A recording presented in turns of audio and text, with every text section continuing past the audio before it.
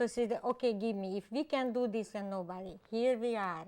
Sue Eshelman, he find a way, put together, and he made me a nice, like not the real book, how you call that? A Like copy, a mock-up, copy, yes. And I'm telling you, then that I sent it a few places, and Well, in talking about sending it to a few places, now I understand that your family was instrumental in finding a publisher for you. yes, my daughter-in-law, Tala, who just married with my son, that's Bobby, who made my book, the cover of the book. She find it to me. Before that, I get a few addresses and I send the copy because Susan did me five books. The copy. Yeah, a copy of the manuscript, yeah. And or I get refused. And oh yeah, we get a lot of those. Lots yes, of them. but I wasn't disappointed. Yeah. I just did because I wasn't even thinking. Just I did what I had to do. I don't know how I did. And all of a sudden, my Dorans, the publisher, and God bless them, thank you for the help. My daughter-in-law put me with them together, and they accepted, and here we are. And I'm very happy. Everybody, I needed a lot of help. I needed a lot. Well, you needed help, and you found the help. Now, Yes. I know that the publisher is one of the subsidy publishers, and I always find when I come across someone who has made a financial investment in getting a book published, that always says to me, this book had to be very important. It had to be a very, very important story to be told. And so I wonder, when you think about the investment you made, you think about the story you told, you think about the fact that your children, your grandchildren, their children, people will know your story. It will live on. It's a legacy that will live on for generations. Does that make the financial investment, the time investment, the frustration, everything that you went through, does that make it worthwhile? Yes, it did.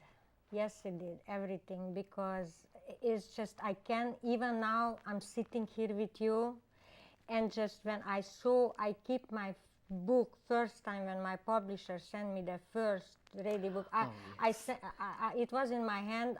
I did not know what to do with myself. I couldn't believe that moment, especially, you know, when the first page, because I am a reader and I'm reading Copyright by Annamaria Pataki.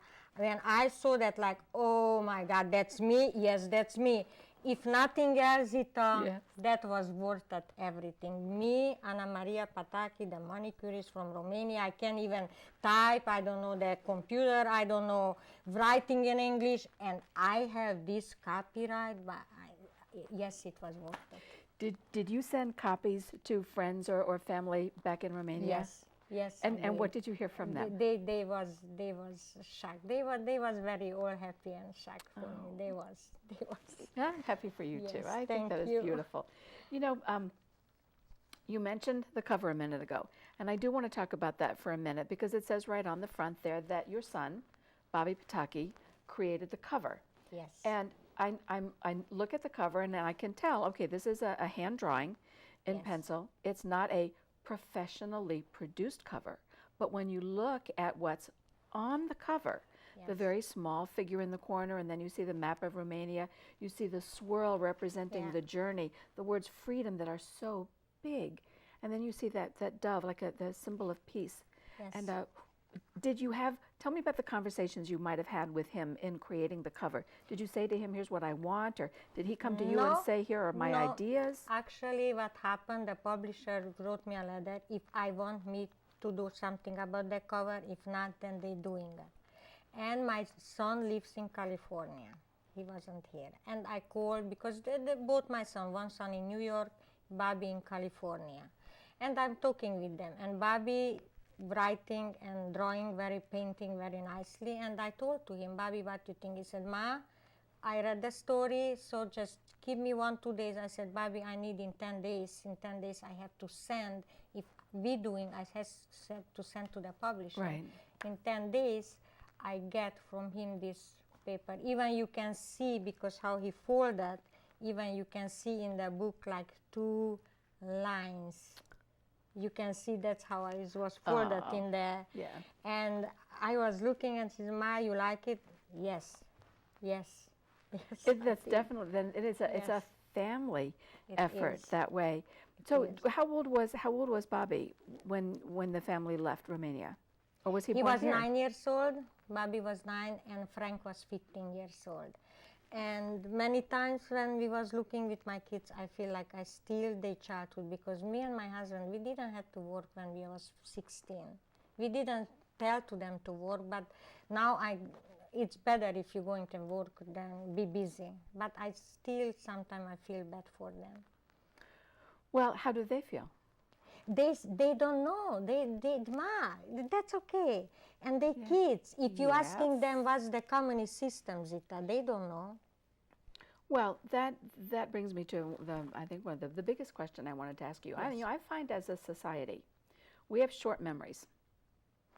And something momentous can happen, something tragic can happen, and the world gets, or our country gets upset or joyful, and then, oh, a week or so, a month or so, a year or so, and we don't remember. What do you want your children, your descendants, what do you want them to remember about your story, about the story of everyone you wrote about in the book? I would like them never to forget the roots where we coming from. And they don't know not what is the communist system, because wasn't a subject with the kids. But I would like them to be happy where they are now and appreciate what they have here. And that's what I want them. And be happy they are here, and never forget where they. But in meantime, never forget where they coming from. I think that's good advice. Do you preserve traditions like in perhaps in food or Yes. clothing or something, so that they remember their heritage? Yes, the food, especially food-wise. We always cooking home, and my both daughter-in-laws, God bless them, one is Greek, one is Persian, they all like it. So we try, when we are together, we try to do, and we doing the same thing towards them, because that's why we came in this country. And for us, doesn't matter who you are, where you coming from, we are all human. We are here for the same reason, to be free. And we respect and we learn everybody is the same. Actually, we are humans. Isn't that the truth? It is true, and sometimes what I'm seeing, it's making me sad, because all this here, and we should not, because between all of us, it's good and bad. All of us, our 3-4 generation before, they paid the price to They come did. here. Everybody, and this country was built up from everybody for a reason. Well, and that's the perfect tie-in to the title of the book, The Price of Freedom. So Annamaria Pataki, thank you very, very much for joining us tonight. And let me also say thank you to the Page One crew, and to you in the viewing audience. Please remember the words of Ursula Le Guin. There have been civilizations that did not use the wheel, but there have been no civilizations that did not tell stories. So find your story, and perhaps like Annamaria, find a way to tell it. And join us again next time. Thank you. Thank you too. Thank you very much. You're very, very welcome.